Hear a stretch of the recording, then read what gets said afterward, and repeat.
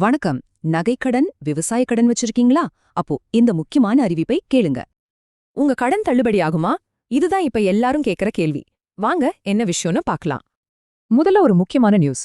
கூட்டுறவு வங்கிகள்ல நகை, விவசாய கடன்கள் மறுபடியும் கொடுக்க ஆரம்பிச்சிட்டாங்க. திடீர்னு லோன் நின்னதால நிறைய புகார்கள். அதனால ஆர்பிஐ தலையிட்டு மறுபடியும் லோன் கொடுக்க சொல்லியிருக்கு. ஏன் முதல்ல நிறுத்துனாங்க? சில மாசமா கூட்டுறவு பேங்க்ஸ் சில காரணங்களை சொல்லி கடன் கொடுக்காம இருந்தாங்க.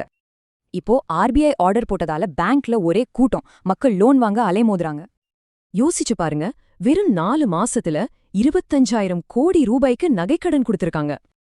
ஏன் எல்லாரும் நகைக்கடன் பின்னாடி போறாங்க? மத்த லோனை விட இது ரொம்ப ஈஸி, வேகமாவும் கிடைக்கும். எவ்வளவு சிம்பிள்னா, நகைய கொடுத்து 1 மணி நேரத்துல கையில காசு வாங்கிடலாம். அவ்வளோதான். வேகம், குறைஞ்ச பேப்பர் ஒர்க்கு, குறைஞ்ச வட்டி.